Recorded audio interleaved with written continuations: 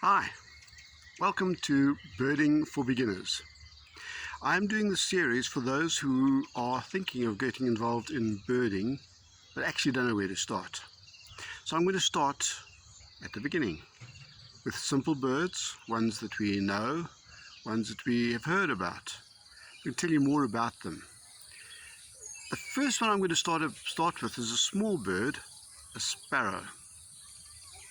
In South Africa, we have the northern grey-headed sparrow, we have the southern grey-headed sparrow, the great sparrow, the house sparrow, and the Cape Sparrow. The northern grey-headed sparrow occurs mainly in northern Zimbabwe and only in a very limited place. The southern grey-headed sparrow occurs all over South Africa and over the southern region. The great sparrow also occurs more north, not very common. The house sparrow, actually that's an introduced sparrow from Europe, and it is in every conceivable place, particularly around where there are houses and people, as that's where it co-inhabits the environment with people. And the Cape Sparrow.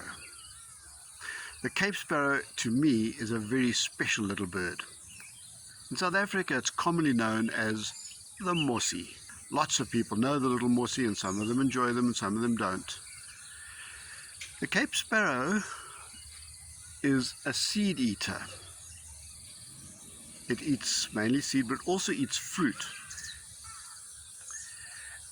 The bird is a fairly small bird, as I mentioned.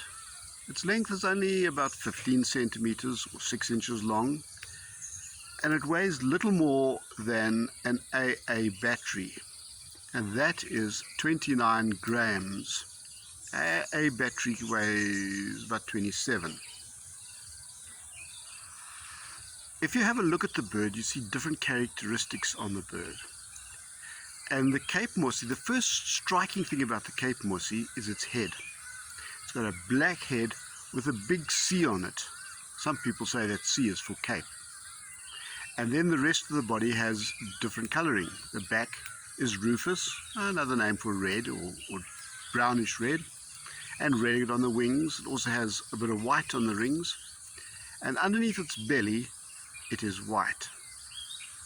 The legs, little legs, ideal for hopping, does a lot of that, particularly in trees and things like that there. Its posture is quite telling as to what bird it is. It's generally leaned over a little bit, but when feeding it is pretty much horizontal, with its beak nearly to the ground and its tail more or less in the same plane as the head.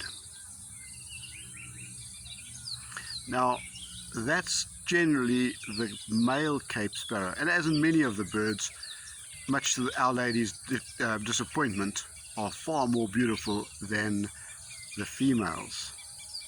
Cape Sparrow is no exception. Cape Sparrow female has a grey head, a little smaller than the male, a little bit drab, but we can recognize it quite easily because she also has a C where the male has a C in his head. The female Cape Sparrow can be confused with the southern grey sparrow. A little smaller, the southern grey sparrow that is, but yet not really to be confused, because see, the Cape Sparrow is quite a lot more colourful. Now, I mentioned the C could be for Cape. In fact, that's a nice way of remembering it, but it's actually not what's true. Cape refers to where that bird is found. That bird is found in southern Africa, generally south of the Zambezi or the line across that there. And you'll find many birds that are called Cape something or other. Cape Starling, Cape Crow, and we can carry on, lots of those. But it's actually for the region it's found. So a Cape says there are only sparrows or animals of that sort found in the southern part of Africa. Same with the Cape Buffalo. We only find it in the southern part of Africa. A little different to the Cape Sparrow though. The Cape Sparrow actually enjoys being around the homes. It's made itself pretty much at home here. It's quite a wary bird, but in general terms it's not shy with people. It comes out and feeds and is around the place. It earns its good living by picking off breadcrumbs and other such things that we people leave lying around.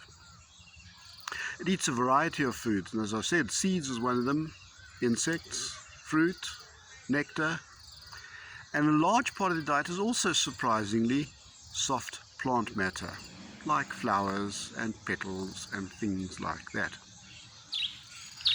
Cape Sparrow has a very interesting call. You probably hear it on the recording during this time.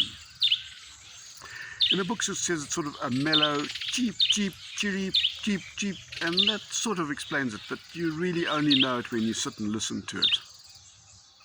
And that is what is so great about birding. You can sit and listen to it and actually enjoy the birds themselves. The Cape Sparrow makes an interesting nest. It's not a particularly woven or elegant or pretty nest. It's pretty much a variety of nesting materials put down in a place. It likes thorn trees, probably because other people and birds can't get into that there. I have seen a picture of a Cape Sparrow in the headlamp of an old car. You know, when the headlamp is sort of rounded, and in the front there a Cape Sparrow has made its nest. Well, that's the first bird for our birding for beginners. We'll be continuing 2 weeks from now with the next one, and that'll be the common pigeon or the feral pigeon. More about the Cape Sparrow. Did you know on one of the South African first coins, I think first on the quarter cent, then on the cent, there were 2 sparrows on it. Why on earth 2 sparrows? Well, it comes from the Bible. In Matthew chapter 10 and verse 29, it says, "Are 2 sparrows not sold for a penny?" And yet God cares for them. Thanks.